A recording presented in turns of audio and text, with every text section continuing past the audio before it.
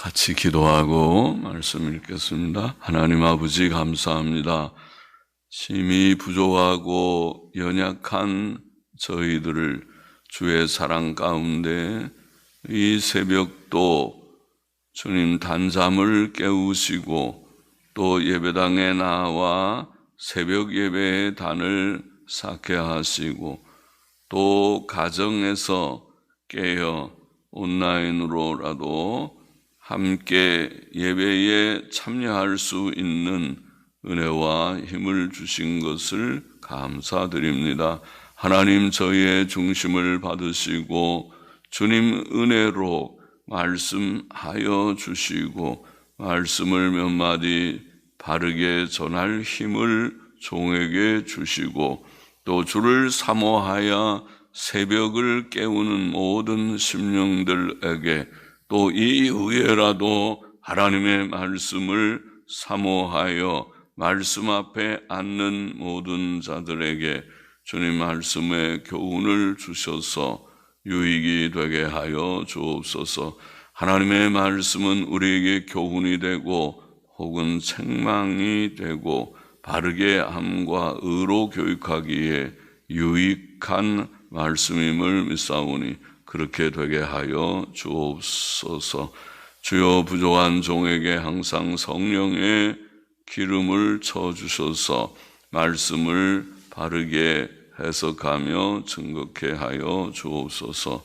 듣는 자들에게도 은혜를 주옵소서. 예수 그리스도의 이름으로 기도합나이다.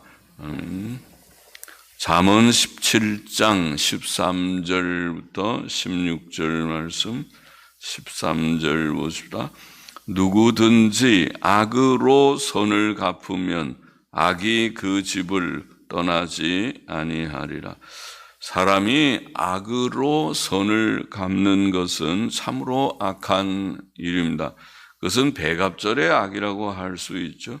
사람이 남에게 악을 행하는 것도 악한 일인데 자기에게 선을 베푼 자에게 악으로 갚는 것은 얼마나 큰 악인가. 하나님께서는 그런 악에 대한 보응으로 악이 그 집을 떠나지 않게 하실 것입니다.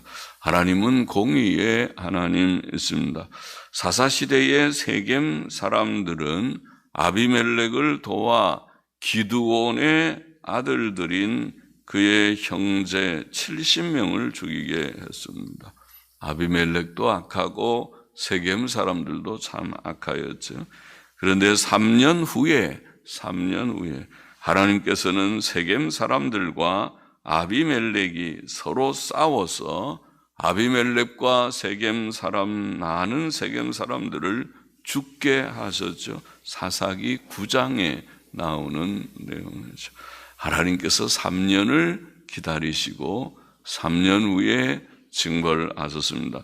또 대제사장 여호야다의 배려로 7살에 왕이 되었던 유다왕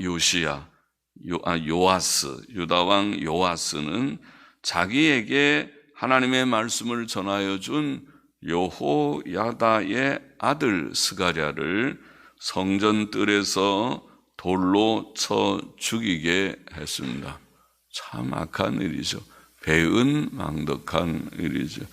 근데 1년 후에 하나님께서는 요아스가 아람 군대의 침입으로 인하여 크게 부상을 입게 하셨고 신하들의 모반으로 침상에서 죽임을 당케 하셨습니다. 그것이 하나님의 보응이었습니다. 하나님의 보응은 반드시 있을 것입니다. 그래서 악에 대해서 악으로 선을 갚는 그런 자들에 대해서 하나님께서 보응하셨습니다. 주 예수께서는 우리가 악으로 악을 갚는 것도 금하셨죠. 모든 사람에게 선을 행하고 원수까지도 사랑하라고 교훈하셨습니다. 마태복음 5장에 보면 나는 너희에게 이르노니 악한 자를 대적지 말라. 누구든지 내 오른편 뺨을 치거든 왼편도 돌려대라. 그런 교훈을 하셨죠. 또 나는 너희에게 이르노니 너희 원수를 사랑하며 너희를 핍박하는 자를 위하여 기도하라고 교훈하셨습니다. 사도 바울도 같은 교훈을 로마서 12장에 했죠. 아무에게도 악으로 악을 갚지 말고 모든 사람 앞에서 선한 일을 도모하라. 내 원수가 줄이거든 먹이고 목마르거든 마시우라. 악에게 지지 말고 선으로 악을 이기라. 그것이 사도의 교훈이었습니다. 성경의 교훈이 바로 그렇죠. 선으로 악을 이기는, 악으로 선을 갚는 그런 아주 배갑절의 악이 아니고 반대로 선으로 악을 이기는, 우리에게 악을 행하는 자들에 대해서까지도 선을 베푸는, 자, 그런 행위가 지옥 가야 마땅했던 우리를 구원하신 하나님의 긍휼과 사랑을 본받는 것이죠. 우리가 하나님의 자녀들은 하나님을 본받아야 하죠. 14절 보십시다. 다투는 시작은 방축에서 물이 새는 것 같은즉 싸움이 일어나기 전에 시비를 그칠 것이니라. 물이 방축에서 새면 내버려 두면 자꾸 점점 구멍이 커져가지고 나중에는 그 방축이 무너지는 대형 사고가 생기겠죠. 작은 싸움에서 큰 싸움이 나옵니다. 담뱃불이 대형 산불로 번지기도 합니다.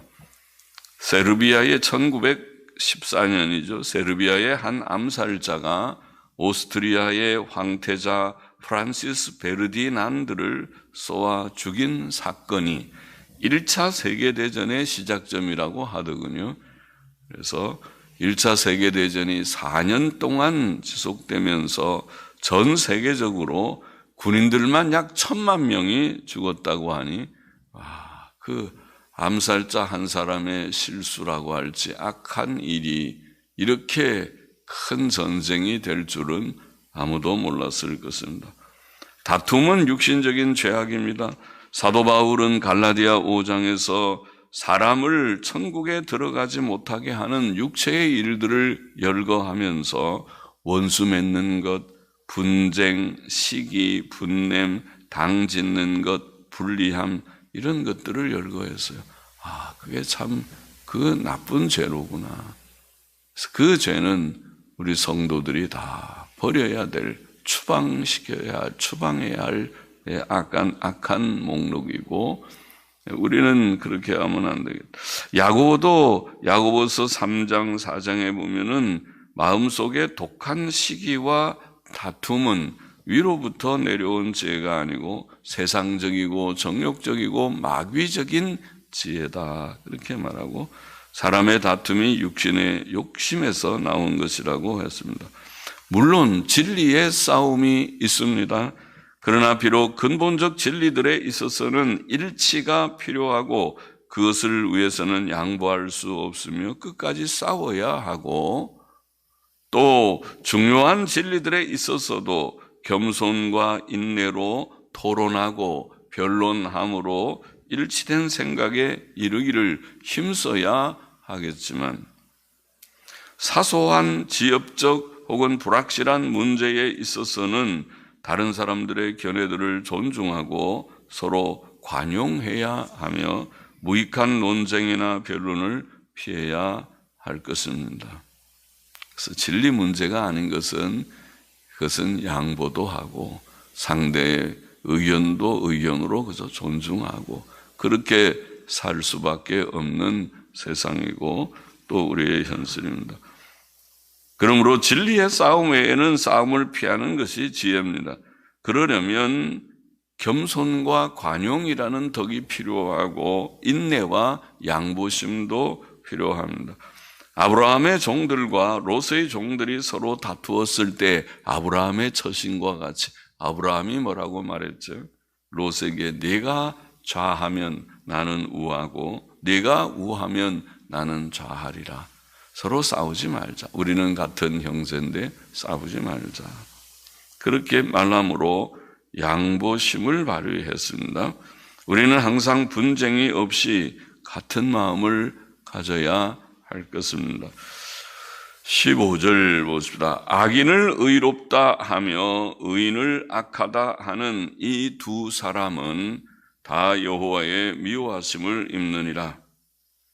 악인을 의롭다고 하는 것은 양심, 즉 도덕적 분별력이 흐린 것이죠. 어떻게 악한 사람을 당신은 의롭다고 그렇게 말하는가? 그렇게 사람들이 의아해할 것입니다. 그 사람의 도덕적